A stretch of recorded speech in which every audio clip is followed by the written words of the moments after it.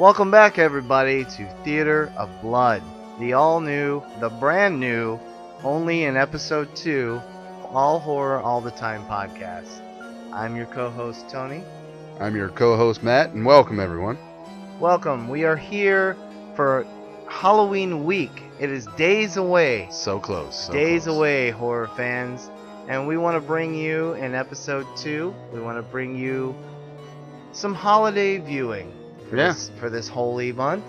Talking about some of our personal favorites that aren't necessarily your normal cast for Halloween. Your right. Nightmare on Elm Streets, your Friday the 13th, your Halloween. Your Halloweens, yeah. We could say that, but those are a given. Those are a given. Right. Everybody knows that. Everybody knows it's Halloween week. I'm going to watch Halloween. I'm going to watch that. So we're going to try to throw you out a little list of movies you might have not have heard of, you might have heard of but have never seen, and a little alternative holiday viewing this season. That is our goal. You want to start off, Matt, or would you like me to? Why don't you take the first shot, Anthony? No shit. Really? Okay, no. That's fine. I'll start it off. Unprepared. I should start off with Halloween 3. That's a good one. Because that's a good one. Yeah. You know what I'm going to start off with? And we're going to Halloween 3. Halloween 1. And that's just a brilliant... I'm gonna start off with a movie that was a big hit, is respected in the horror community, was even remade, and it was a damn good remake. But people don't talk about it enough even more. And this might shock you that after what we just said, I'm bringing this one up. But I'm telling you, people don't talk about this movie enough anymore. 1985, Todd Holland directed it. Sorry, Tom Holland directed it. Tom Holland. No offense, Tom. He's in the other podcast group. We want him in this one. Fright Night. Yeah. Fright Night. Nobody talks about Fright Night anymore. 1975, one of the best vampire movies ever made. I loved it. Roddy McDowall. The great Roddy McDowall. What's his name? Stephen Jeffries? Stephen Jeffries. Yeah. You're so cool, Brewster. Who was an iconic character in that and... 976 Evil? 976 Evil. Which is probably the one I should have said. Yeah, that's more obscure. And I do love 976 Evil, too. Me too. It's take hearts in this game? Yeah, exactly. And then he left the mainstream movie to go on and get a little porno acting there. Yeah, but he's coming back. With other men. He's coming back. Yeah. And we hope to interview him on this show. Is he coming back to regular? He's coming back to film? Regular. Yep. Yep. I have recently friended him, and I'm going to message him, and we're going to try to get him on the show. He had something. He had a very unique style.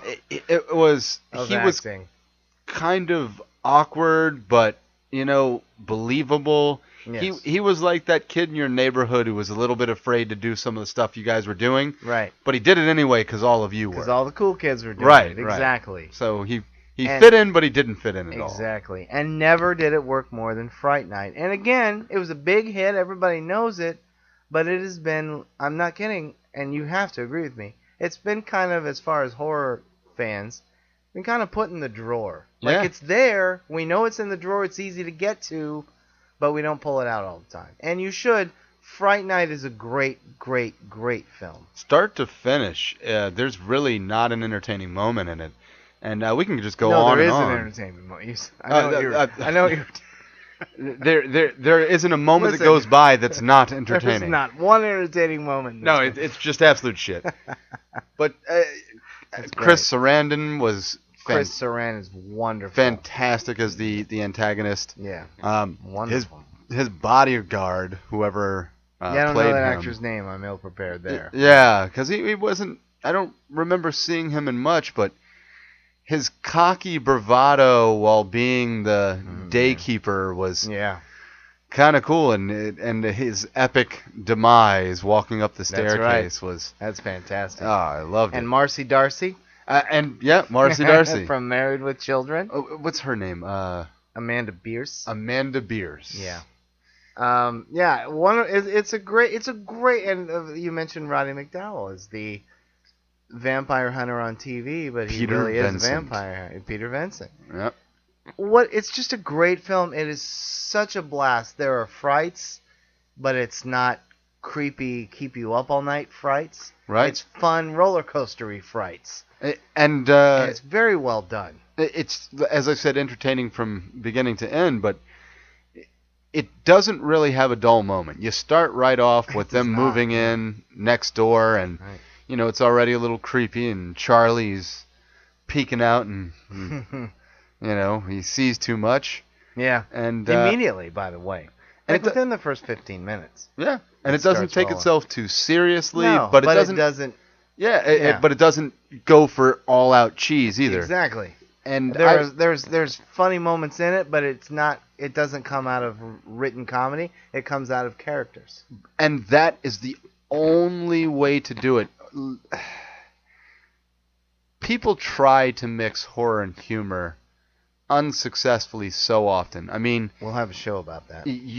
B movies aplenty, and they're like, well, just throw some tits in there, throw a lot of one-off lines in there, couple some horror slapstick movie references, some slapstick, and it'll work because that's the way horror movies work. And it's like, no, that's the way these horror movies that have set that archetype worked. Yeah, because they handled it well, and what they fail to do is to produce any real horror. They go humor overall, and there's no real horror to it. The film we just watched tonight, Dance of the Dead, was fun.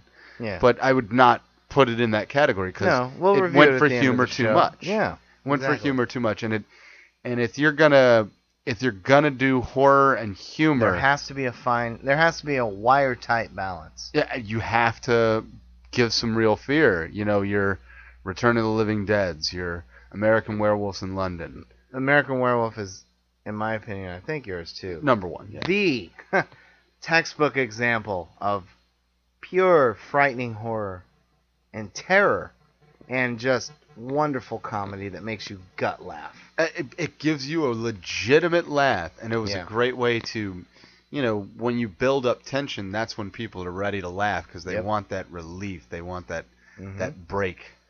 And he does it perfectly. I mean, at the right moment, there's comedy. At the right moment, there's terror. Yeah. Yeah. And I've never seen anything like that. And we never will again. You're so cool, Brewster. Yeah. Stephen Jeffries was just perfect in Fright Night. And I tell you, talking about the Fright version of Fright Night, that extreme close-up, when we first see Chris, or towards the end when he's attacking, Chris Sarandon, all-out vampire. His eyes are glossed over, his face is weird, his fang, and he's right at the camera. It's an extreme close-up. It's a frightening moment. And the transformation of Marcy Darcy into the wide-mouth vampire monster. Yeah, it's a really, really good movie. Lots of fun. And keeps vampire lore as it should be. Yep. Yeah. Don't appear in mirrors, have to be invited in. Has the coffin in the basement with the dirt in it. And, all the truisms. And Chris Sarandon, that character, the wrong actor could have hammed that up. Mm-hmm. Chris Sarandon already, by the way, in my opinion, is a great character actor and one of the greats. If you don't believe me, watch Dog Day Afternoon. Fantastic. Yeah. But he plays it straight. I mean, he's having fun with the role, but he plays it straight. And he is, and he's a good-looking guy. He plays that seductive role very well. You believe him. Where he's still kind of macho, but seems kind. Yeah. To the outside viewer, you can see how people fall for his charms. Sure. And he carries it really well. Yeah. And if you look at the main character, Charlie. Not Daniel Radcliffe. Help me. No, definitely not. Radcliffe, but his name is Radcliffe, right? No. Last name? Oh. No, but go ahead, and I'll have it for you in a second. But he carries it as well. So your main leads, antagonist and protagonist, do fine jobs of acting. They both play it straight. They both have a good amount of humor. Roddy McDowall, being the supporting character, is hilarious in his... William Ragsdale. Ragsdale. I said Radcliffe Ragsdale. Yeah, right. Yeah. Who was also in... I'll roll into one of mine. Why not? If we're going Ragsdale, Waxworks. Okay. But hold on. One last thing. See Fright Night. It's a perfect Halloween week movie. Do not see the remake. See the remake. I like it. Do you? I do like it. Okay. I don't love it. I like it. There's no need for it. Right. But I like it. But no, don't see the remake. See the original. The original is great, directed by Tom Holland. It's just a fantastic time and a perfect Halloween film. And if you're a completist, see the sequel. It's not nearly as good. It's not nearly as good, but it's better than you think. Yeah, but it had some stuff I like to it it. Better than you do. Yeah. I mean, it had Uncle Rico from Napoleon Dynamite in it as the werewolf. If that's a thing. What, Napoleon Dynamite? Is a piece of garbage. Oh, come on. But Uncle Rico was great. Show. Yeah, that's another show. What's his name? Jonathan Gries. Yeah, Jonathan Gries. I've liked for years. I like Laszlo in Real Genius. I like Jonathan Gries. He lived in the closet. Yeah. Me too. Yeah, I like Jonathan Gries, and as Uncle Rico, he was the only reason to watch that piece of shit. Anyway. I don't agree with him. I actually like that movie. Oh, I hate Napoleon Dynamite. It gave me a few good laughs because its too. humor was so awkwardly Every time I heard stupid. Somebody say, "I love that movie," I just cackle. Oh man, when they're trying to sell Tupperware together. Yeah, it's fantastic. And Kip just drives over it with a truck and it explodes. Damn it! And just drives off. So Waxwork. Waxworks. What an inventive that's way. a good choice, man. What an inventive way to throw tons of horror movies that you knew at that time. And it's a film of the 80s, spoofing films from the 60s, 70s, and 80s. Was he in it, though, William Ragsdale? Yeah, he was the main, wasn't he? No, it's Zach Galligan. Oh, you're right. It is Zach Galligan. From The Great Gremlins. Yeah. 1 and 2. Yeah. Anyway, That's right. That's right. And, But heavily enjoyed that film. You were able to trope Night of the Living Dead. There's mummies. There's vampires. Dracula. There's a lot. Yeah. Marquis de Sade. So many little ones, and then you're not even picking them all up until the end, and everybody's kind of running free. Yeah, exactly. And it had the humor as well as the horror. And it had Deborah Foreman from Valley Girl and April Fool's Day. Yeah. A horror, not horror movie. April Fool's Day? Mm-hmm. Yeah. And it rolled. It did. It's a lot of fun. Yeah. It's not on the level of Fright Night, but like we just talked about with Fright Night, it starts and doesn't stop. And again, that's one that had a sequel as well that was not nearly as good. No, but Alexander Goodenough was in it. Yeah? He was, right? No, yeah. No, I like Waxwork a lot. As a matter of fact, I may add that to my Halloween list this year because I haven't seen it in probably, and I mean this, 25 years. I'm willing to bet. There's even a Godzilla reference in it. Is there? I remember that, yeah. And although I may be throwing the sequel in there. No, geez, don't do that. No, that's good, man. Yeah. Waxwork. That's a good choice. All right. Directed by Anthony Hickox. Who was a Brit director, still is. But yes, I'd like to do a whole. He's defected. Right. So my next one is a sequel, a part 3. Okay. I think myself and Halloween 3. You got around to it, y'all. Yay, we did it. I think myself and fans of this series think of this as actually a part 2. Okay. Because we don't want to speak of part 2. Part 2 is the one, he whose name we do not speak, because it is considered the worst sequel ever. All right. And probably true.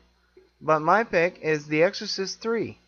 The Exorcist 3 had great moments. It was an actual continuation. It was. And it has one of the most iconic scenes. You talking about the hallway? Shears? Yeah, the Dude, hallway that shears. That scares me every time I see it. It's and so I know it's effective. Coming. I know it's so coming. effective because they did it so fast, and Yeah.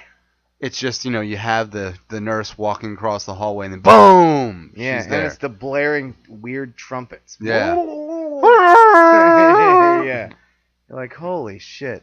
No, The Exorcist 3, like you said, is a direct continuation. And it, you know, I didn't have a lot of faith in it, but what makes it work is it's directed and written by William Peter Blatty, who wrote and won the Oscar for The Exorcist. And I just think it's a goddamn good movie. It's it's not perfect. The ending, it kind of falls apart there with all the stuff coming through the floor. They went for the big special effect. But I tell you, hell is coming into your padded cell. Yeah.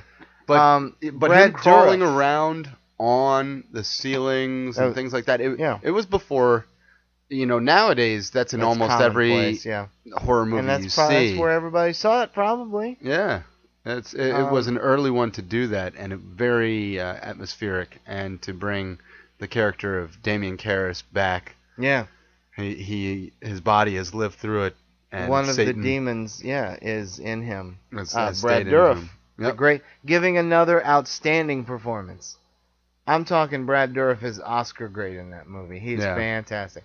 But now the subtitle of this movie is Legion, because there are many demons now. Right. And one of them stayed in Damien Karras, and he's in a prison cell. And George C. Scott plays, I can't think of the cop's name, but Lee J. Cobb's role, but Lee J. Cobb died, so now it's George C. Scott. Right. Lee J. Cobb died, for all you trivia fans, a few months after he filmed The Exorcist. That's part of the whole tragedy of The Exorcist. How many deaths around that film? Not as many as Poltergeist. Oh, really? But no, Exorcist 3 is so, and there are moments when it's terrifying. I mean, the imagery, and he does it right, minus the big stupid special effects ending. Right. He does what made The Exorcist such a great film, and we talk about this, and we'll talk about this many times on this show. Atmosphere, proper horror atmosphere. Yeah. Some of the imagery. He used sounds like they did in The Exorcist. Just growling sounds when people are walking down dark hallways. Right. In that church. I already think Catholic churches are frightening. The fucking Catholic Church in this film terrifies me to my soul. Pardon the pun. I think it's a very well done movie. Again, until the big silly ending. I think it's a very well done movie. It's edge of your seat, white knuckle terrifying at times, I think. And very well written. And I think it's an awesome choice. Yeah, it's a great film. And to everyone who likes it or who want to discover it and buy movies that you don't watch first, Shout Factory, who is doing an amazing job over the last 6 months, is releasing a director's cut. The studio made him take some things out. He put them back in. It's coming out, I think, next week on Blu-ray. So I'll have to look out. It will be right over to my right here within a week. All right. Exorcist 3 Legion. So we've got some good ones. My name is Legion, Nights. For we are many. Yeah, and they mentioned that. Yeah. Yep. Which was it's of course from the Bible when Jesus was casting the demon out. My favorite fiction book of all time. And did we lose any viewers on that one? You might have, one or two. Which was also a neat. This is not my choice here, but wasn't bad for a TV miniseries. Storm of the Century. Yeah, it was alright. Going with Legion as the main antagonist. Yeah. But spoiler alert, folks. I'm going to volley back, and this is one that I won't be able to go into too much detail because we will be watching it together soon. I'll bring the DVD over. Yay! Messiah of Evil. Messiah of Evil is barely known, but for those that know it, it is a gothic horror movie. It really borrows a lot from H.P. Lovecraft. Very, very Lovecraftian in its style. Think kind of Ports Over Innsmouth meets In the Mouth of Madness, which In the Mouth of Madness was, of course, a tribute to H.P. Lovecraft and Stephen King at the same time by the beloved by all horror fans, John Carpenter. Can I interrupt you for 1 second? Yep. Messiah of Evil was written and directed by Willard Huyck and Gloria Katz, who wrote American Graffiti and co-wrote Indiana Jones and the Temple of Doom. Ah, okay. And Howard the Duck, but we'll leave that out. Howard the Duck. Save the human race. Oh my God. So anyway, Messiah of Evil. Jeffrey Goings at the end of that. Yeah. I am the supreme overlord. Oh God. Messiah. Yes, but Messiah of Evil has atmosphere out the wazoo.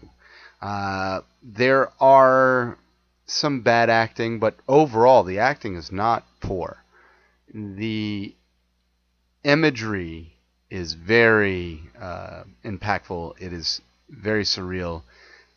It creates a nightmare kind of reality, and it is kind of one of those where you're going into the strange town that already has a shadowy veil over it, and the people in that town are a little strange, a little off. Mm-hmm. I can think of quite a few in this vein, which I will probably mention in my next few films, unless we want to just do a roll-off. I guess we can just roll off. Well, my next one is almost exactly what you described, but go on. You're not finished yet. That you continue, sir. Okay, I'm going to continue on this one. I will not roll off into others.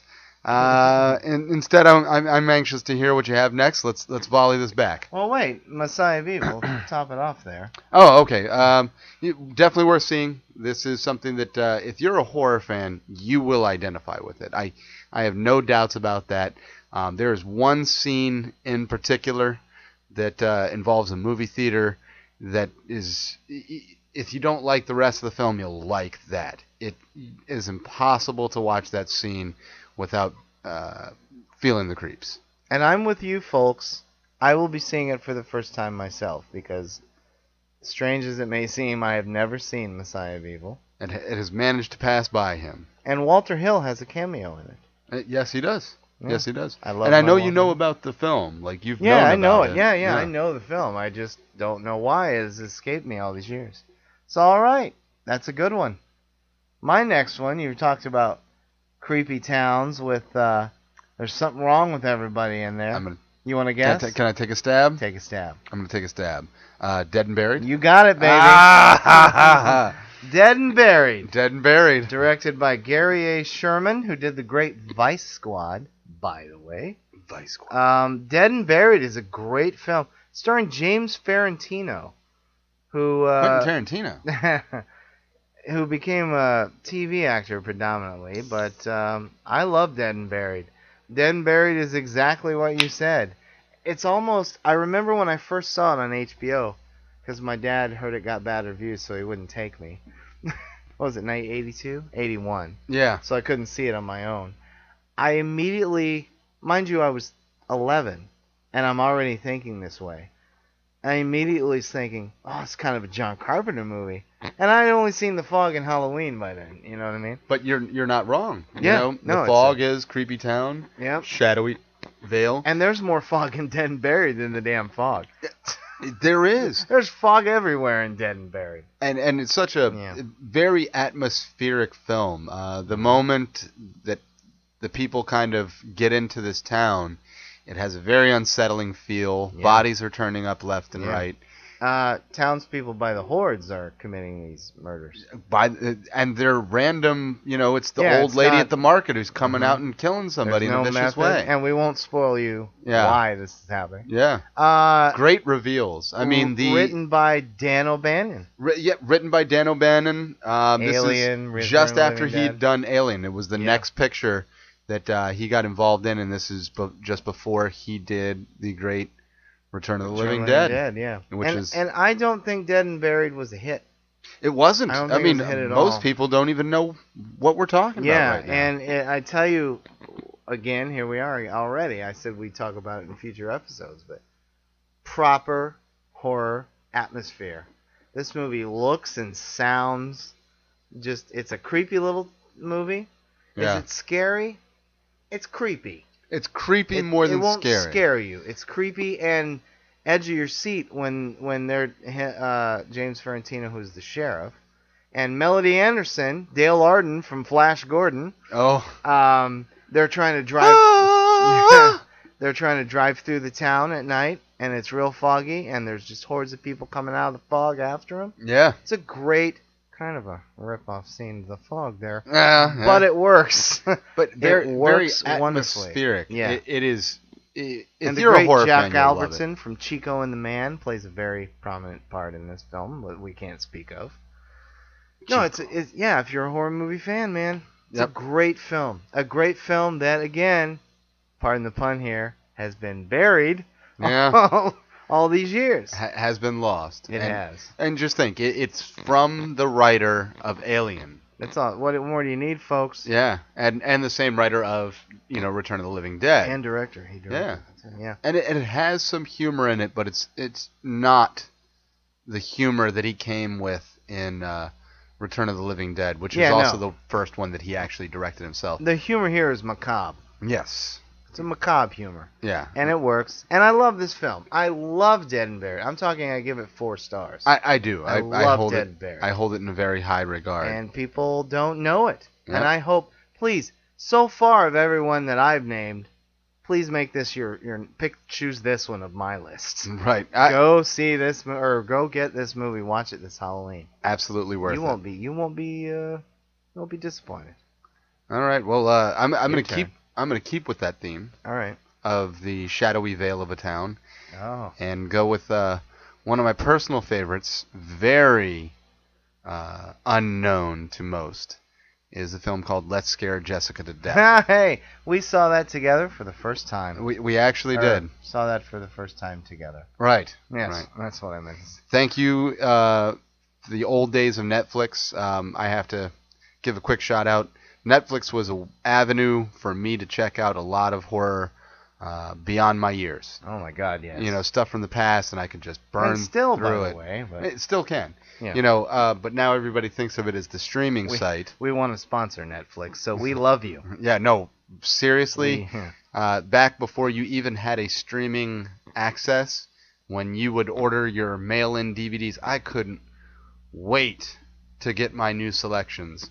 And I did the 3 rotations, so I could have 2 being sent back and 1 still to watch. I was never without one. I never had to wait. Right. And every year there was a new James Bond film. This was before I had the box set. Right. I would rent them all, and I'd get 3 at a time. They'd be coming. Oh, I'd plow through the Bond movies in a week and a half. I was able to see Argento's entire collection, a lot of Fulci. Yeah. They even back then, they had the controversial movies. They had the unrated versions of what's the Cannibal Holocaust? Cannibal Ferox. All of those. Went through my whole cannibal stage. Yeah. And liked one of them, I hope. Cannibal Holocaust is the most likable and the least. It was the most authentic of any of them. Yeah. But the thing that I hate most about it, spoiler alert for anybody who hasn't seen it, but I don't even like seeing animals get killed in horror movies when it's fake. Yep. Let alone when it's real, you sick bastard. Yeah. I for that I have a bit of a distaste for the film because they and it's not once. It's not like, oh, okay, they killed an animal to make a point. No, they did it 5, 6, 7 times over throughout the film. I don't know why. In gruesome ways. Yeah, exactly. Yeah, but that's not the film I'm talking about. The film I am talking about is Let's Scare Jessica to Death. And I like it too. I think you like it more than I do. But I like it, and I say watch it. But go ahead, tell them what it's about. So there is a woman, Jessica, who has just recently been released on her own recognizance from a mental institution. Her husband and friends have just bought a house in upstate New York, and they're moving in. And upon moving in, they find that a squatter has been held up in their abandoned home for a while, but she's also an attractive young woman, so the other guy in the house is eager to bring her into the fold and allow her to stay. Sure. And there's something off about her. But there's not only something off about her, there's something off about the entire town. And here we go again. Yeah. These goddamn towns. You come in and it's try to make a good life for yourself. Oh, so Jerusalem's Lot, huh? Sounds wonderful. Let's move there. Point Pleasant. Santa Clara. Antigua Bay. Right. And it's very atmospheric. There are scenes in it that are very creepy.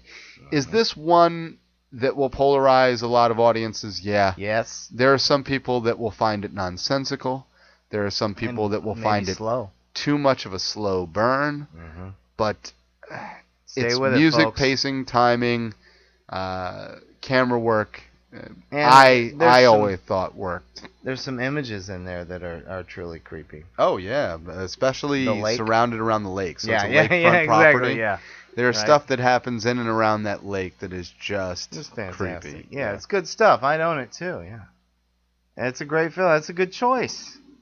Great choice. Let's Scare Jessica to Death, 1971. All right, I like this. We're rolling through some films here. We are, man. We're keeping it moving. We are, buddy. All right. My next choice is a remake of a film I don't like, but I respect its place in horror history. Okay.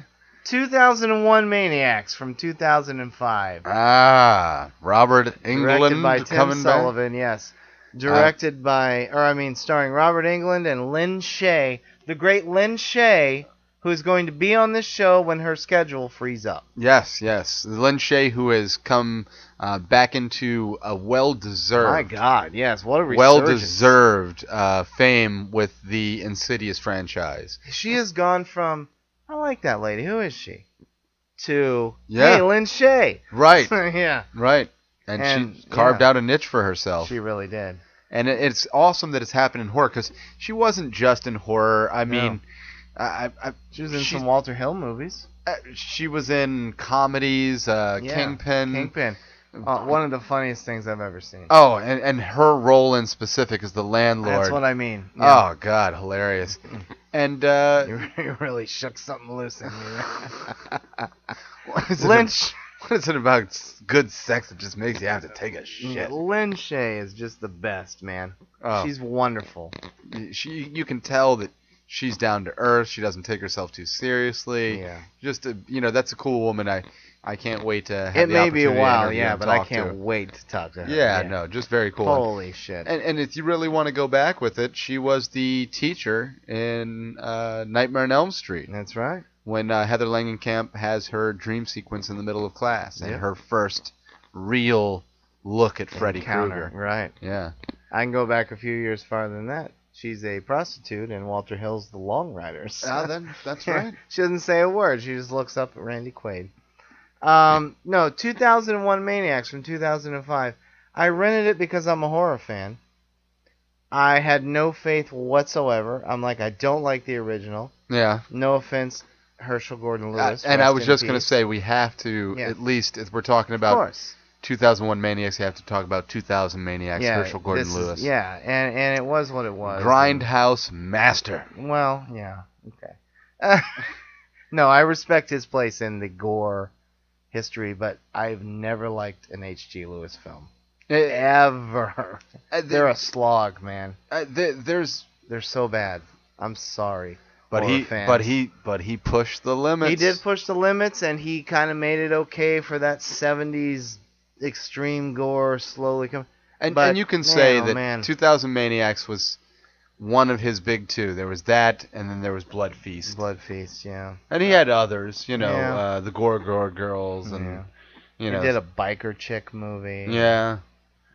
Lots of tits, lots of blood. Yeah, that was his MO. Like I said, I mean, I understand and respect his place in horror history, and I can't frickin' stand any of his. Like, I can't watch one for 15 minutes.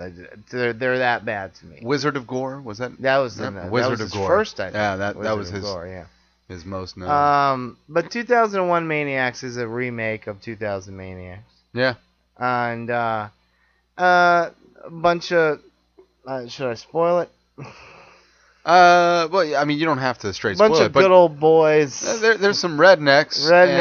Down there, and then some college people take a wrong turn and end up at their fair. Yeah, and it's like a town fair. Big town fair, cookout, barbecue. And you can kind of say that this fits into you wandered into the wrong town. Another wrong town again. Yep. If you're in a horror movie and you're on a trip, don't stop in a town. Get to your destination. Just keep going. Just keep going. Yep. But no. Don't even stop at that gas station and ask for directions. No, you don't need to. Yeah, that'll always end up poorly for you. Don't buy barbecue at any gas station you stop at. Yeah, you're probably eating human. Exactly. Probably eating human. But no, 2001 Maniacs. Or chicken. Chicken. From a clown. But on a murder ride. It's a fun film. It's silly. It goes for the old-fashioned 80s style gore and setup. All the women are nubile, and there's even a character that gets drawn and quartered. Yeah. And the camera does not pan away. Hey, you watch it. You watch the whole thing. Yeah. It's fantastic. Yeah. It reminds me of one of the old Faces of Death Yeah, videos. Exactly. And those were just, by the way, just as fake as... back then, everybody's like, oh my God, it's real. No, it's all fake. No, all of it. All of it. There were like one or two real things that they threw in there. Yeah. But that's mostly because it was footage that they could actually show, and that was always the more tame footage. Right. But they stumble across these maniac Southerners. The South Will Rise Again is the main theme song. And they get offed one by one by these people. We'll call them. Yep. But no, Robert Englund sinks his teeth into this role. I think it's his best horror role since Freddy Krueger. I think he's wonderful in it. Lynn Shay is she's an absolute blast. Yeah. She's hilarious. Yeah. And the kills are fun, old-fashioned 80s style gore. It's just an entertaining. It's not scary. It's not even creepy. It's just one of those wild, wacky, gory horror films. And I think it was well done. I think it is The Godfather compared to the original. Yeah. By H.G. Lewis. Well, I still have my love for the old one. I understand. I mean, because they're essentially the same, at least storyline. No, I know. But this one works and entertains. And in a crisp, it's like 88 minutes long. The characters are more fun. Yeah. They're not quite as poorly written. Yeah. It doesn't jump around as much. I agree. Yeah. But you wouldn't have it without the original. So I understand. But it's a fun movie. Stay away from the sequel, 2002 Maniacs, with Bill Moseley, the great Bill Moseley, taking the role of Robert Englund and doing absolutely nothing with it. I don't know if it's his fault or the script's fault. Yeah. But it's a piece of crap movie. 2001 Maniacs with Robert Englund is what you want. It's pop your popcorn and just watch the madness. It's a lot of fun. If you want Bill Moseley in horror, see him as Chop Top, see him as Otis Firefly. If Bill Moseley isn't working with Rob Zombie or Tobe Hooper in a horror film, maybe not. Maybe not. Yeah. But then again, he could come and prove us wrong because he's still making them. He's Bill Moseley, right? So anyway, 2001 Maniacs. Have some fun with that. Yeah. Definitely worth watching. You got another one? Yeah. So I'm gonna go newer. We've been doing a lot of Newark. Stuff. There's nothing in Newark. Newark. Huh? I'm gonna go. Not quite new, but I guess you said 2001 Maniacs. That's not exactly old either. No, it's 2005. Yeah, that was a while ago. Oh my God. 11 years ago. There was a return to slasher films that I thought was fantastic. Did not take itself seriously. Scream. Oh yeah, that's it. It's actually one I believe we watched together for the first time. Also. Yeah. It was Hatchet. Nah, Hatchet. Yeah. I own all three of them. Yeah, I've enjoyed all three. Me too. The first and third are the best. Second thing, I heard something. Yeah, second one's kind of forgettable. Oh my God, go! This is yours. Sorry. Yeah, but Hatchet was fantastic. Excellent movie. You had a young director named Adam Green. Cutting his teeth with this film. He had shot a trailer with a friend of his named Will something or other, who was his main DP, and they kind of befriended each other doing late-night cable commercials, if I'm not mistaken. Yes, you are right. right. And he said, we can steal this equipment, go out and make a real film and become somebody. And they went out and they shot a trailer, and they got that trailer off, and people funded them, and they put together this fantastic, fun, what a blast. Doesn't take itself too seriously, but again, has the real horror aspect to it. If you're gonna mix horror and humor, you gotta bring some real horror to the table. Yeah. And he created an iconic horror character that has been forgotten. Victor Crowley. Yeah. Yeah, and I really thought it was on its way to becoming the next type of Jason, Freddy, Me too. Michael Myers. We Victor both Crowley. said that when we saw it. Yeah. We said, "Oh, this is gonna hit so big." Almost like another one that I will mention that is not going to be in my faves, but I still enjoyed it. Was Lester Vernon. The Behind the Mask. Leslie Vernon. Yeah, the we rise saw that of Leslie together Vernon. for the first time, and that was a blast. And I enjoyed that one too. And I thought, too. Here's another kind of iconic horror character that could be created here. Yeah. But Victor Crowley from Hatchet had everything that you wanted. It was played by Jason himself for all intents and purposes. Kane Hodder. Kane Hodder. You had cameos. Angus Hodder or is it Kane Hodder? Kane Hodder. Angus Hodder, right. And you had cameos aplenty. Robert Englund throws his hat into this one. Oh, that's right. You had Tony Todd, who played a more significant role in the later versions as ones. Rev Zombie, which is a place that I got to visit because Rev Zombie's Voodoo House is a real place. Nice! In New Orleans, and somehow related to Marie Laveau. And Joshua Leonard from the Blair Witch Project, and that was another one, Joshua Leonard, and the great Joel Murray, the Bill Murray's brother, who everybody says he kind of looks like Bill Murray. Yeah, because he's his brother. Yeah. I was gonna say it had one of the Murrays. Yeah, and it's a blast. Oh yeah, it's a lot of fun. And I tell you, and I won't spoil it for people. One of the best non-CGI gore scenes of recent horror history, in my opinion. You know what I'm talking about? Oh, the pop split. Top? Yep. The top? Yeah. And then Yeah. I love it. Yeah. Oh, you mean the 1-2 punch, the split first, and then the pop in the top. Yeah. And he did it with practical camera effects. Exactly. He hid his cuts very well, doing that rotation around the character we're talking about. That's a wonderful movie. The makeup is good on Kane Hodder's. Very fun. Victor Acting is believable. Yeah, it's fine. Joel David Moore, a guy who works for Troma, and then showed up in Avatar. James Cameron Avatar. Wow, that's a jump. Yeah. And was also in a few of his other films, Adam Green, that he went on to do. Yeah, sure. And it's fun. The main actress is a little bit forgettable, but not terrible. She wasn't bad. Yeah. And then the comic relief of what's his name? I don't remember. Oh, God, I can't remember his name. But he was good. Yeah, no, Hatchet's a blast. Scroll down. Hatchet. We'll tell you his name right now. Hatchet looks like it came out in 1985. Dion Richmond. Yeah, Dion Richmond. Marcus. Yeah, he was is proper. Funny, yeah. Yeah, he did a good job with the humor in it. At first, he seems like your stereotypical horror black guy wiseacre, but he's better than that. Yeah, he's better than that. It was fun and unpredictable parts to it too. Yeah, for something that's going on a cliched format, still finds a way to do a few new things. And there are jump scares that doesn't work. Reinvent the wheel, but it does not. Yeah, but there are jump scares that work. I'm not a big fan of jump scares, but used correctly, they work. Yeah.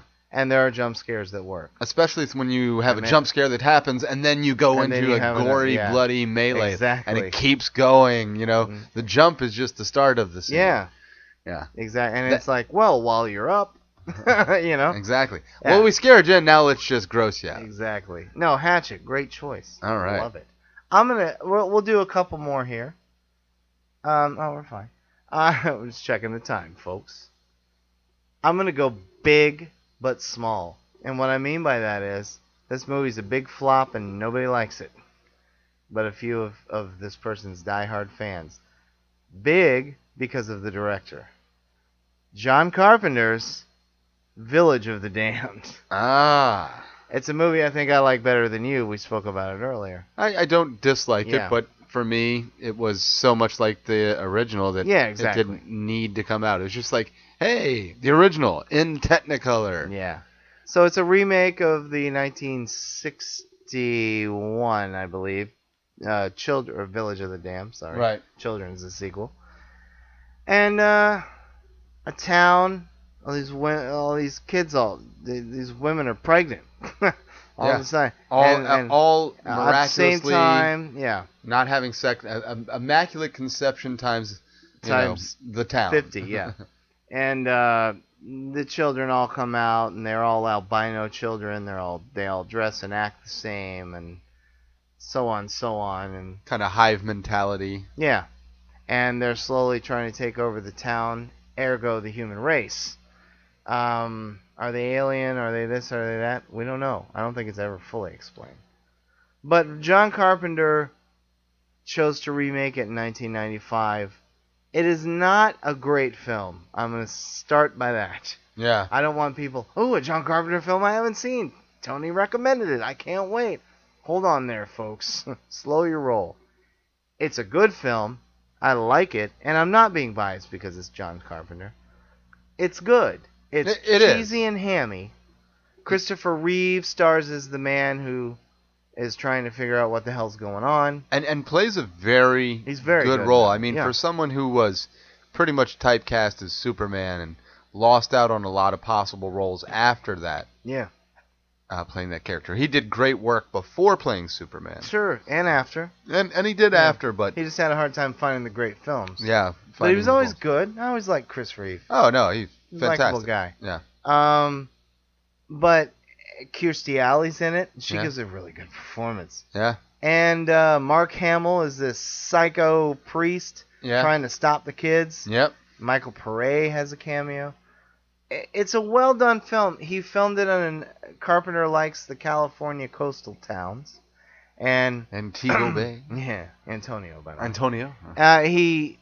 He films in another coastal town. It's very fog-looking without fog.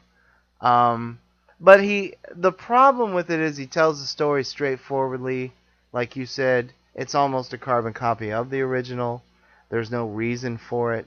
He doesn't do anything different with the look of the kids. You know, they still look like they did way back then. But it's an effective film. And I think a big part of it is Carpenter knows how to direct a horror film. And his music. He does the music, of course. Yeah. The next to last time he did his own score, by the way. No, sorry, there was two more. But it's an interesting watch. I'm not saying it's a great movie, but it's a good film, and it's one that I enjoy. It's almost like Carpenter said, okay, some critics have accused me of doing cheesy horror films. I'm going to do one. But I'm going to do it with a little style. Right. And he pulls that off. Ish. There's not enough new stuff to make it more than just a carbon copy of the original. There's just enough Carpenter isms in it, but at the same time, not enough. Like, if you saw the movie and didn't know it was John Carpenter, you wouldn't know it was John Carpenter. Unless you were a true John Carpenter fan. Right. And get that feel. But it's an entertaining film. It's a movie that nobody knows, and a lot of people don't like, frankly. But I say, every Halloween, all the Carpenter fans go for Halloween, The Thing, The Fog, Prince of Darkness, which technically is a lost treasure, but it's getting its day in court. Prince of finally. Darkness, yeah. And In the Mouth of Madness, lesser known of his. But films, I would say, go, have some fun. Watch Village of the Damned. You're not going to say it's a Carpenter classic, but you might say that it's a fun little horror flick. It was a fun little 90-minute horror flick.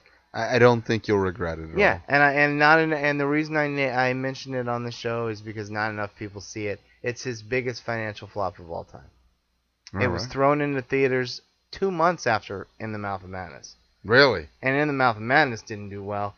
And all of a sudden they're like, wait, is that... People who don't know are like, wait, is that the same John Carpenter? Is it a different? Is it a new one? Huh? Nobody went. Nobody went. It died so hard. But anyway, Village of the Damned, John Carpenter, 1995. Worth a watch. Yes. You want to do another one? I guess it's volleying back to me. I'm going to go with one that's a personal favorite to me. For any of the true horror fans out there, you will be aware of a subgenre created by the Italians known as giallo horror movies. So it's not Scream. It's not Scream.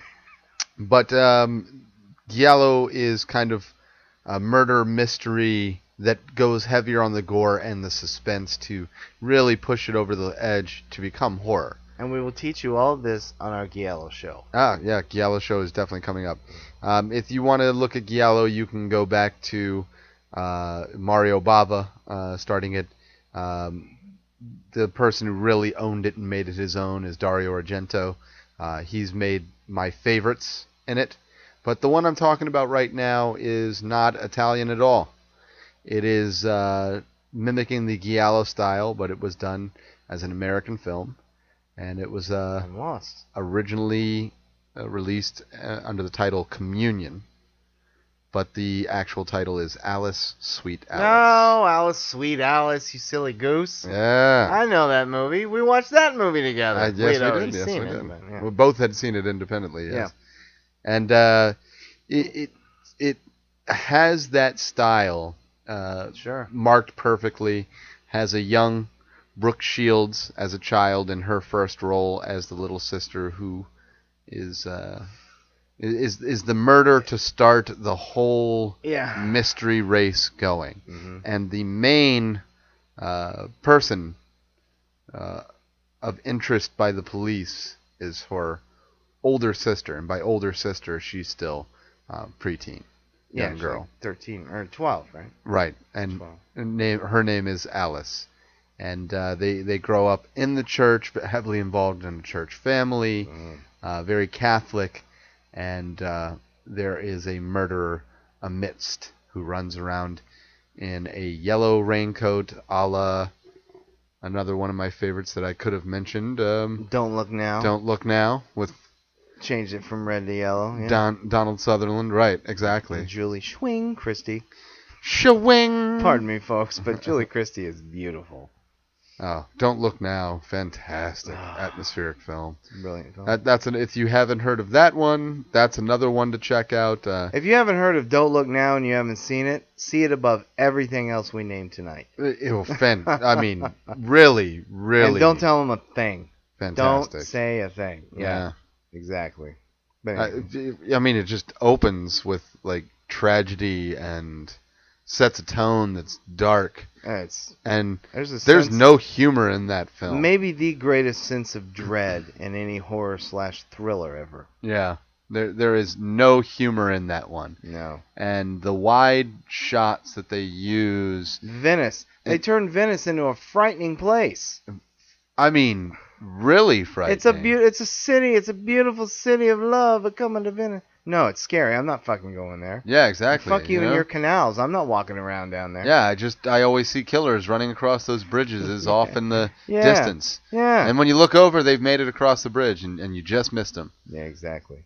Fantastic. But anywho. But anyway, I was talking about Alice, Sweet Alice, not Don't Look Now. You should definitely check out Don't Look Now. Please, yes. Again. Don't Look Now. Get thee to it. Yeah. That you need to see. And Alice, Sweet Alice as well. You will be heavily entertained if you are a fan of giallo movies in particular, but just a fan of horror.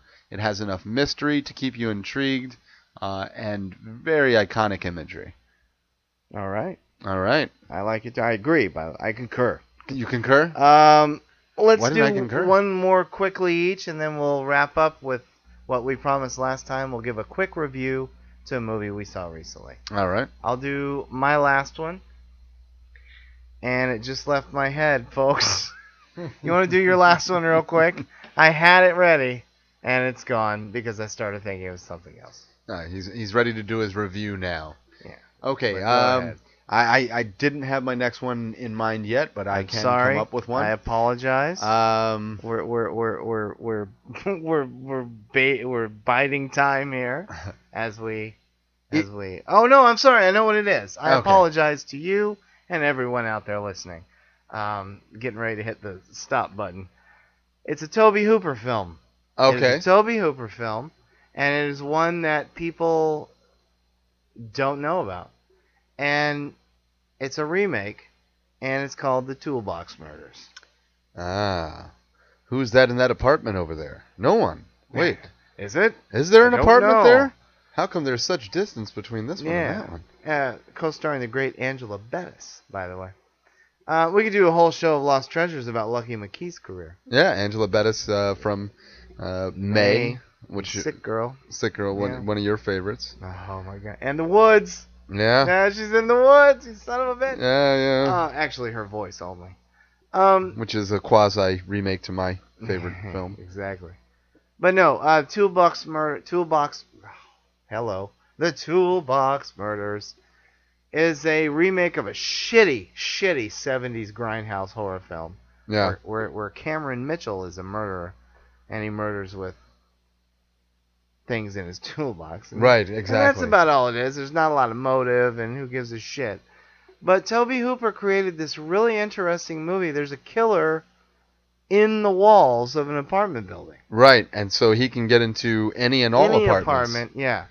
Yeah, it's like he's not this, but it's like having a psychotic handyman. Yeah. He's in there, and he can get in anytime he wants. And it's not, though it is a slasher, it does break from it. It. Yeah. Yeah, it does break from it. It is a slasher film, and you're right, it does break from it. Right. And there are moments of tension, and Tobe Hooper uses the darkened hallways and darkened apartments of the apartment building very well. Tobe Hooper does not get a lot of credit. We're going to do a show. I'm going to put up a writing about him very soon on our page and on Facebook. He does not get enough credit about how good of a horror director he is and can be. Yes. And Toolbox Murders was thrown to video, blah, blah, blah, and nobody saw it. Nobody gives a shit. It's a good movie. It's a solid movie. It's, one of the ones where at the end a few people in the apartment get together and try to survive the night because the killer's coming, And they don't know where he's coming from. They don't know when he's coming. And the killer is interesting. Yeah, he's an interesting character. Mm-hmm. He is a definable character. Yes, very. Yeah. And one that please don't, and thank God they haven't. The one good thing about nobody seeing this fucking movie is he's actually a kind of a killer character that you could make a series of films about. Again, one of those Victor Crowley, but Lester please Vernon. Don't, and thank God they didn't. Yep. But no, Leslie Toolbox Murders is an effective movie. There's not a lot of gore, but there's a lot of tension. As actually, in my personal opinion, it's his best use of tension since his original Texas Chainsaw Massacre. There are some tight scenes in that apartment building being chased by the killer. The very opening is a nurse coming home, played by Sherry Moon Zombie in a cameo. Yeah. Don't worry, all you haters. She's in it for about 10 minutes. But she comes home after a shift, and she's disrobing and getting ready to settle in, and surprise, And everything goes wrong. Very well done. It's one of my favorite Tobe Hooper directed films. It's not one of his best films, but it's a damn good one, and it's effective. It's a nice, low-budget horror creepy. There's some creepy moments. It's not going to scare you. It's going to creep you out a little bit. Tobe Hooper's The Toolbox Murders. Check it out. It's my final choice for tonight. All right, I'm going to go with my final choice. Before I'm going to give an honorable mention for Off the Beaten Path, worth checking out, although I'm kind of apprehensive to do it because I've learned more about this director that I didn't know. So if anybody has seen Jeepers Creepers, any of the Jeepers Creepers, and there's the third one on the way, which I was very excited for. I'm still excited. And then I just found out more about the director. But before that, he did a film called Clown House. Oh, very nice. Which was very creepy, and it was a direct-to-video, and I remember seeing it on Skinamax late night with my brother and some of the other kids in the neighborhood when I was still pretty young. And for a B horror movie, we all immediately agreed that wasn't bad. That was creepy. That hit the mark. Victor Salva knows what he's doing in some regards with horror. Yeah. But fuck him. Oh, no. I'm sorry. No, I don't care. I won't interview him. I'll just call him a piece of shit to his face.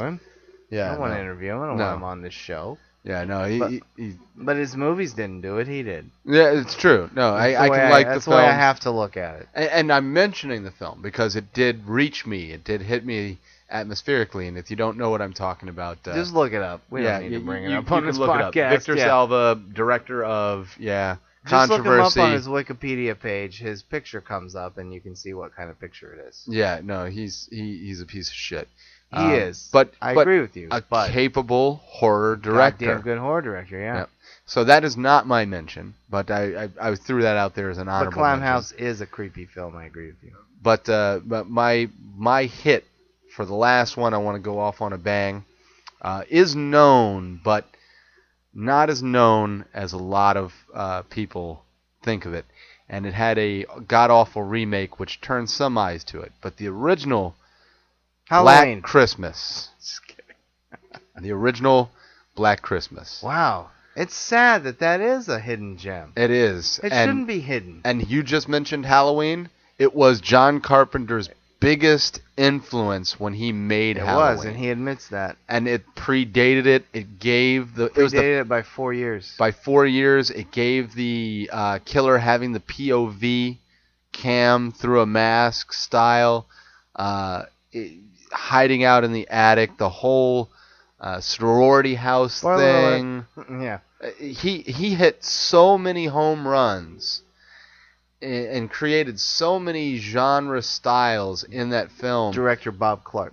Directed by Bob Clark, who went on to do Porky's and A Christmas Story. And another great Christmas one, A Christmas Story. Rest in peace. Yep.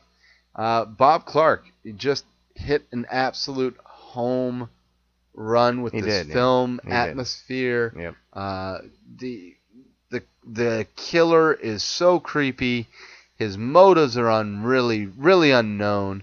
They tried to do something in the sequel where they gave a whole backstory and an additional killer and the sister. And it was horrible. It was just god awful. It was god awful. But the original character is just, he's so psychotic. You just buy into that he'll kill anybody, you know? Yeah, it's creepy. Absolutely. It's really creepy. It's one of the 25 to 30 best horror films ever made. I put it very high on my list. I mean, it's in running with the original Halloween because I know how much it influenced it.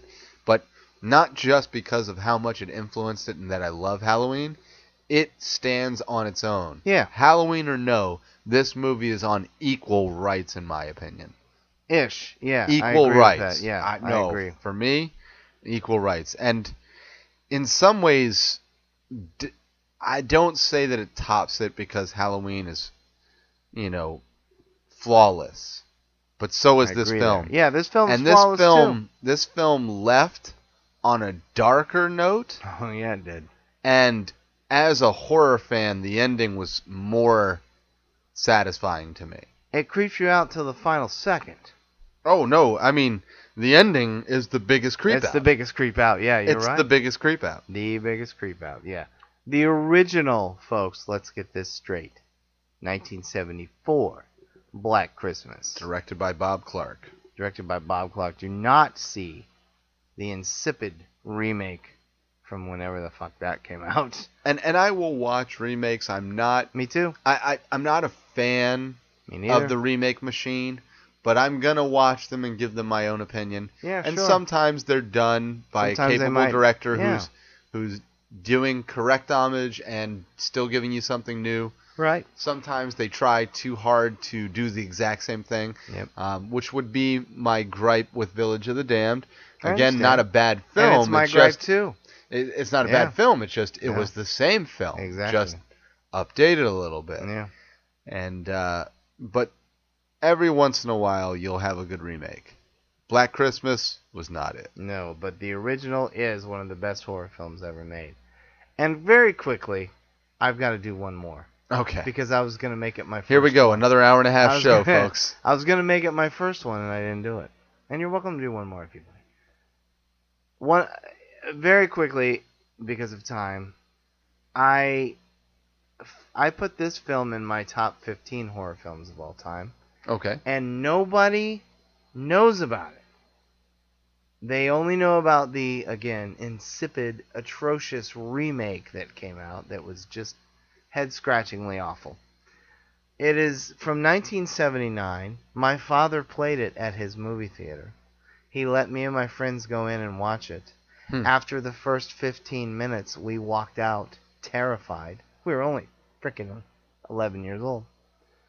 When a Stranger Calls. 1979, starring Carol Kane and Charles Durning, and the great, rest in peace, Tony Beckley as the killer. What a way to use a house. What a way to use a house. What a way to create... The opening, I will say this and I mean this and I'll stand by it. The opening 20 minutes of that film, in my opinion, is the most terrifying opening of any horror film in history. It still creeps me out. Very, very creepy. It takes the old adage of the babysitter's alone and she keeps getting the calls. Why? I'm not kidding. I'm getting goosebumps saying this. Why haven't you checked the children? Check the children. There's a psychopath up there. He's killed the children. He's torn them apart with his bare hands. I think it's where most of the ghost stories came from. Yeah, and he's waiting for her to come up. Yeah. So he can rip her apart. There's one point where she actually gets him to talk because she's called the police and, they're saying try to keep him on the line, blah, blah, blah. Right. And she's like, what do you want? And there's a long pause. I want your blood. And then he says, all over me. I'm like, Jesus Christ. And it just, the scene, it's not rushed. There's not quick cutting. It's just the camera's here and the music's soft and ominous. And it's such a brilliant film. And then the brilliant thing about it is in the middle of the movie, that guy got caught. He didn't get killed. They caught him. And they put him in a mental institution. And for a series of ridiculous issues, he gets out.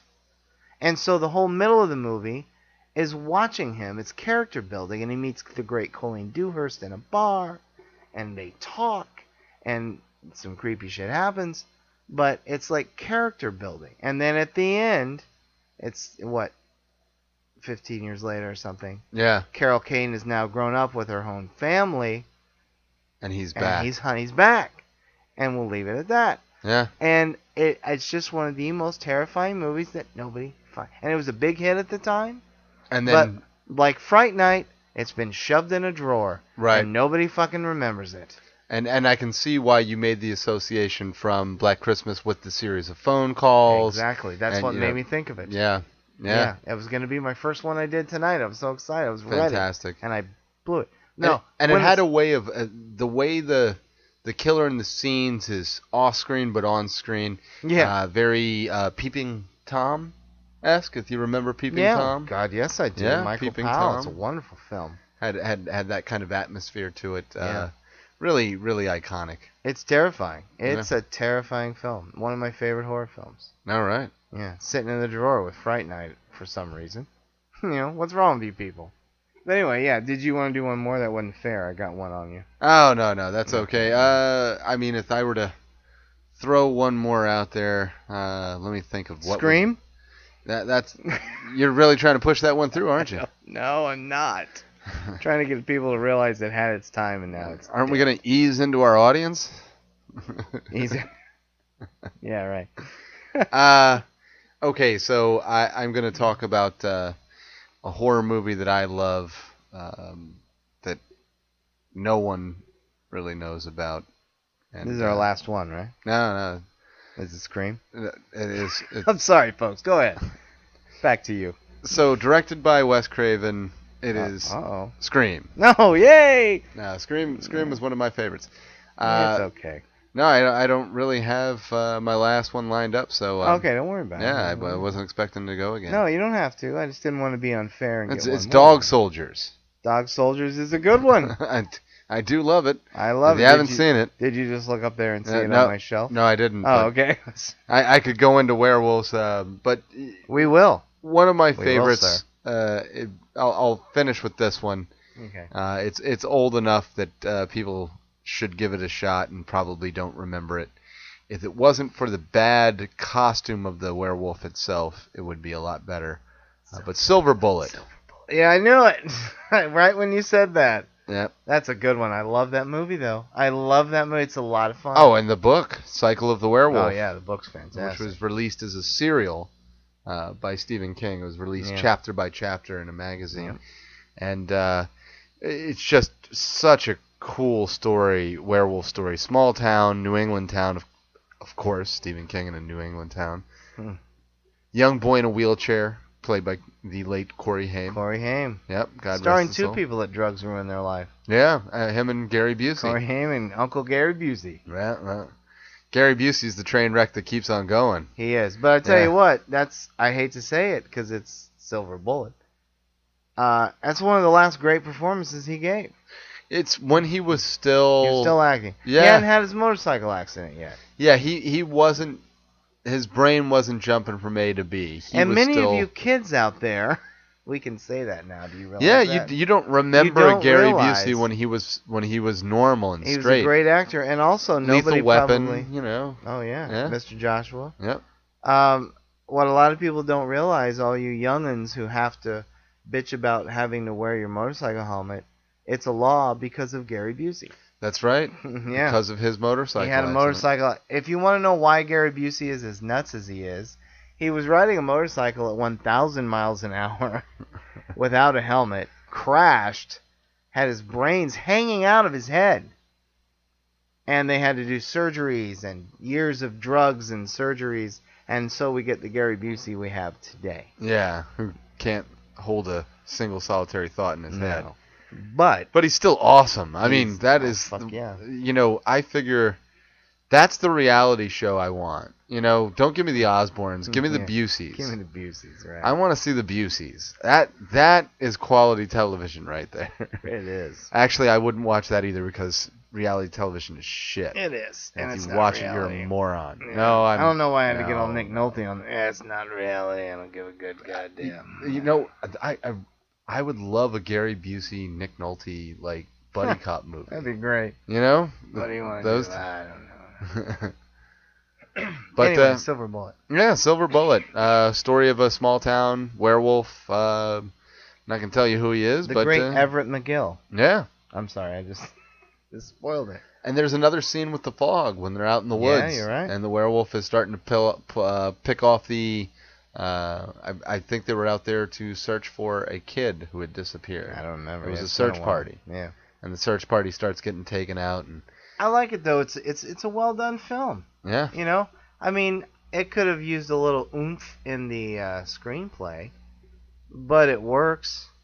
And you're right. It's not good, Werewolf Man. It came 3 years after American Werewolf and The Howling. Yeah. They should have tried harder on the werewolf.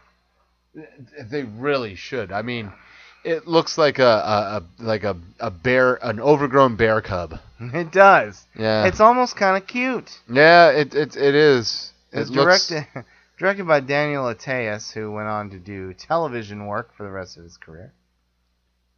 But no, it's a solid little movie. Yeah. It is. Silver Bullet, worth it. All right. We were going to do a little movie review for you at the end, because that's what we're going to start doing. But we went a little long, so maybe we shouldn't.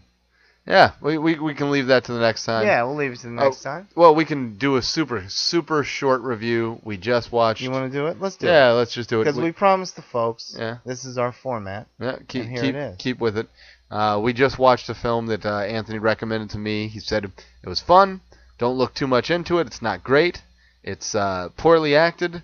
Oof. But you will still enjoy it. And he was right. Dance of the Dead. Dance of the Dead. From 2009, I believe. So this is not the Dance of the Dead episode of Masters of Horror. The awful, probably the worst thing I've seen The Mangler. Probably the worst thing Tobe Hooper's ever done. Yeah.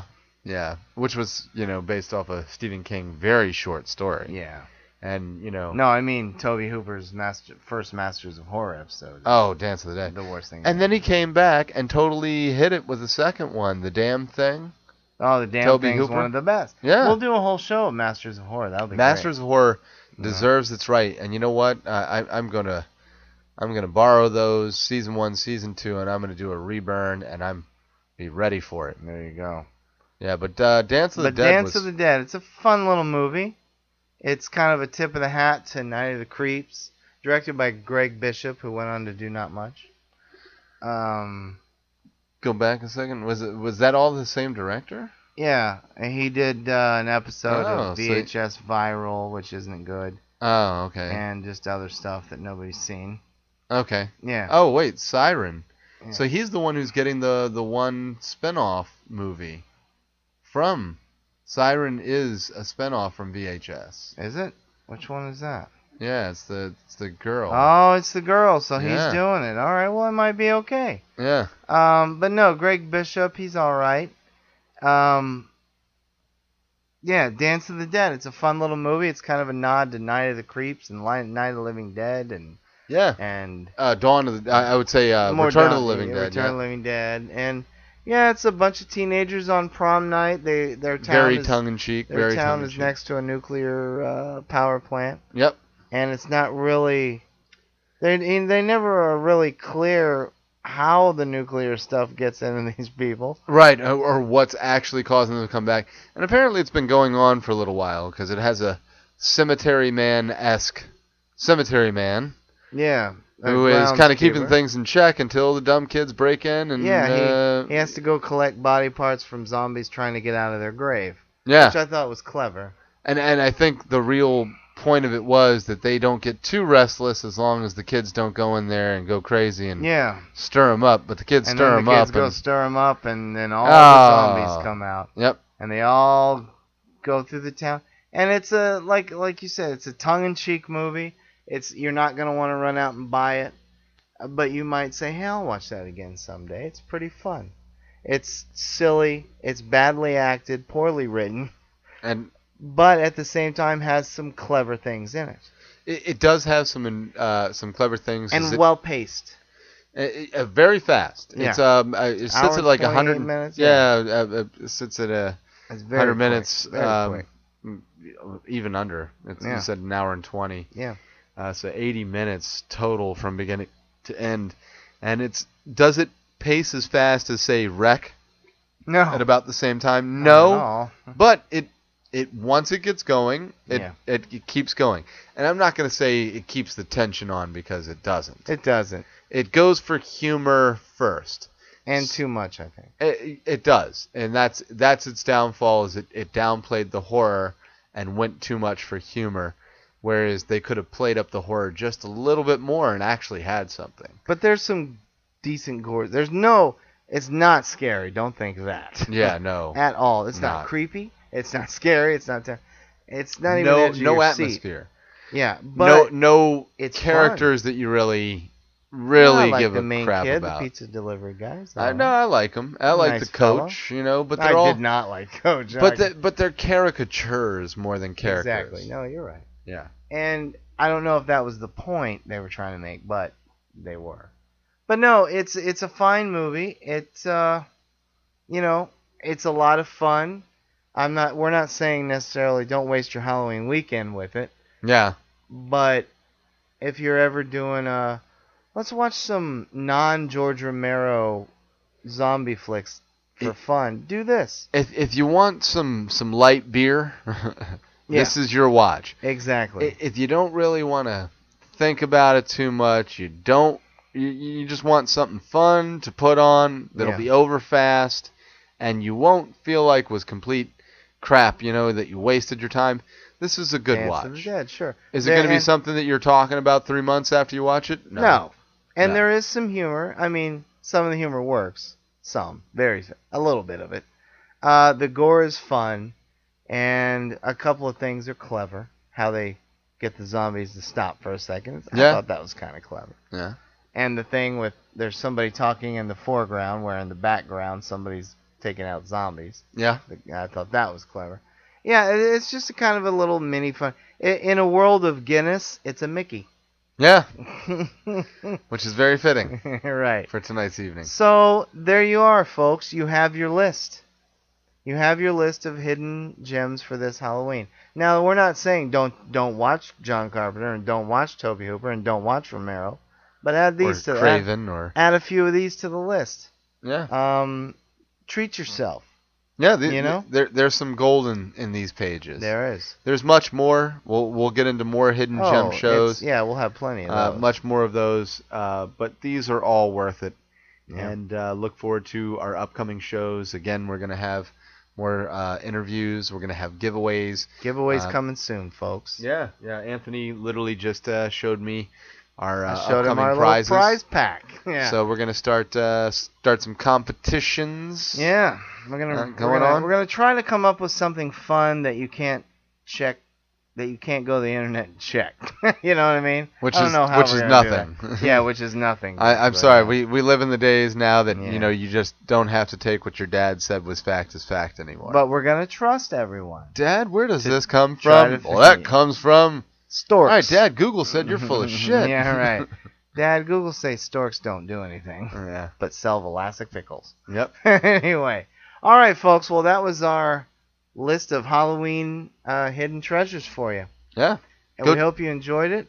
Go check out some of these films. Please do. If you really are a horror fan, there are some in this list that you will find to be personal favorites of your own. If you could only pick one from your list to tell the folks, what would it be? Oh, that's hard. Just one. Black Christmas. Very good. Mine would be, of my list, The Exorcist 3 Legion. See it. Even over Dead and Buried? Oh, shit. No. Dead and Buried, folks. Yeah. I forgot I did that. Yeah, Dead and Buried. But Black Christmas from Matt's list and The Exorcist 3 from my list are probably, of all these films, the two most terrifying ones. Yeah. Those are the two that will scare you. Yeah. They will actually scare you. You will be in bed that night, and you will be wide awake because those two films will scare you. Agreed. All right. Well, that's our show. Happy Halloween, everybody. Yeah, happy Halloween. Enjoy your Halloween. It's upon us. If you live in the Silver Spring area, come down to the Zombie Walk. I don't know if Matt's going to be there for sure. I'm debating on whether I'm going to do that. Also at our local theater, which we're blessed to have. Shout out to the AFI. I might. That's all right. I understand. I'm going to do one or the other because it's Halloween weekend. They're doing a great double bill of the original Thing from Outer Space and the Thing from John Carpenter. Pay for one, watch both. $13 for two classic films. Awesome films. Ones that I love. Yeah, it's a great show. We'll have many shout-outs to the AFI. And I tell you what, I would be there with you, Matt, if I have a family and we do the Zombie Walk. So understood. And I may be in the Zombie Walk. Lord knows I can pull out my Peeping Herbert the Zombie Pervert costume. You've got your costume going. Yeah, which is basically the mask from Fulci's Zombie 2 or Zombie, depending upon what cut you get. All right. Well, that's it. So everybody have a great Halloween weekend. Go to the AFI. They're showing, besides that, they're showing Night of the Creeps. They're showing Shaun of the Dead. They're showing Nosferatu. They with the live orchestra accompaniment. Yeah, exactly. And which has become their Halloween night staple. Yeah, they need to flip it up. Show Suspiria. I've been waiting. I've been waiting. Here's an idea. Show John Carpenter's Halloween, you sons of bitches. Yeah. And go to the Zombie Walk as well. There's time for both. And yeah, just have a great Halloween weekend. This is my favorite time of the year. Go out and have fun. Happy Halloween all. Be Thanks safe. for listening. Happy Halloween, and we will see you next show. Peace.